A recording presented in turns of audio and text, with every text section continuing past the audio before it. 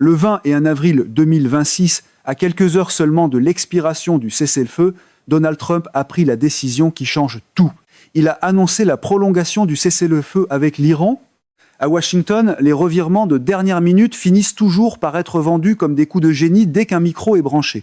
Ce qui devait prendre fin demain, le 22 avril à minuit, heure de Washington, est désormais maintenu au moins pour le moment.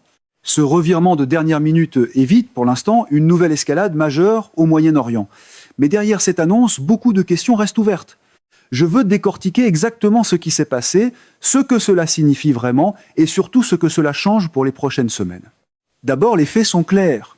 Tard dans la soirée du 20 et 1 avril, la Maison-Blanche a confirmé que le cessez-le-feu temporaire négocié au début du mois, grâce à la médiation pakistanaise, ne prendrait pas fin demain comme prévu. Trump a déclaré que les États-Unis acceptaient de le prolonger afin de laisser une chance supplémentaire aux négociations. Le voyage de J.D. Vance à Islamabad, qui était prévu dans les prochains jours, a été reporté. L'objectif affiché est clair: donner plus de temps au dialogue. Avec Trump, donner du temps au dialogue ressemble souvent à une manière plus élégante de prolonger la mise en scène.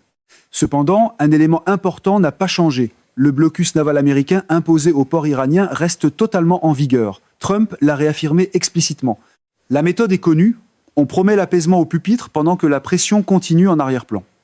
La première grande question est donc la suivante. Pourquoi Trump a-t-il choisi de prolonger le cessez-le-feu à la dernière minute ? Est-ce un geste de bonne volonté pour relancer les discussions ou une façon de maintenir la pression tout en évitant une crise immédiate ? Dans l'univers trumpiste, repousser l'incendie de quelques heures suffit souvent pour réclamer le mérite d'avoir sauvé le bâtiment. Du côté iranien, la réaction est pour l'instant très mesurée. Téhéran n'a pas encore publié de communiqué officiel confirmant qu'il accepte cette prolongation. Le silence de l'Iran est assourdissant et laisse planer une incertitude importante. Ce silence tranche surtout avec la communication trumpienne, qui transforme chaque flottement diplomatique en bande-annonce triomphale.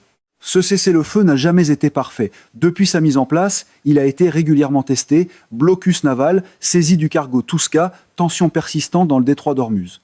Malgré tout, il a permis d'éviter une guerre ouverte ces dernières semaines.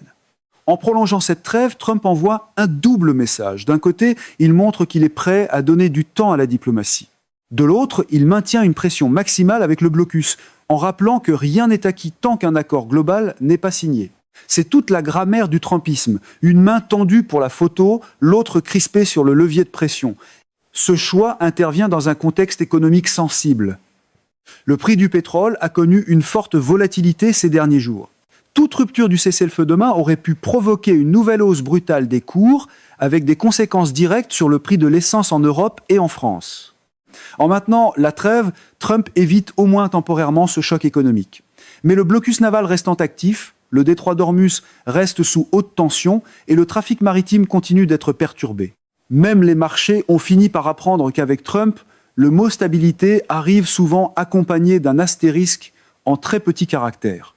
La vraie interrogation est maintenant la suivante. Cette prolongation va-t-elle réellement ouvrir la voie à des négociations sérieuses ou ne fait-elle que repousser l'échéance d'une confrontation ? Chez les fidèles de Trump, repousser le problème est souvent présenté comme une preuve qu'il a déjà été réglé. Les deux camps sont dans une position délicate. L'Iran a démontré qu'il pouvait résister à la pression et qu'il était prêt à répondre aux actions américaines. Les États-Unis, de leur côté, ont montré qu'ils ne reculaient pas sur le blocus. Cette prolongation donne un peu d'air à tout le monde, mais elle ne résout rien sur le fond. Autrement dit, la conférence de presse peut changer de ton, mais la mécanique de confrontation, elle, reste parfaitement en place. Le dossier nucléaire, la question nucléaire, le contrôle du détroit d'Ormuz et le blocus restent des points de blocage majeurs. Les prochaines semaines seront déterminantes. Soit les négociations indirectes reprennent vraiment et aboutissent à un accord, soit la frustration accumulée des deux côtés risque de faire exploser la trêve plus tard. Ce qui se joue ce soir dépasse largement le Moyen-Orient. Une stabilité relative dans cette région influence directement le prix de l'énergie mondiale, l'inflation et le quotidien de millions de personnes. Mais dans la rhétorique trumpienne, même les secousses mondiales finissent souvent recyclées en décor pour une victoire personnelle annoncée trop tôt. Je viens d'assister à un sauvetage de dernière minute. Mais c'est pas encore la paix, c'est simplement un sursis. La question centrale est simple. Ce sursis va-t-il être utilisé pour avancer vers un accord durable ou va-t-il seulement servir à préparer la prochaine confrontation ? Et avec Trump, il faut toujours se méfier des sursis vendus comme des triomphes définitifs avant même que la poussière soit retombée.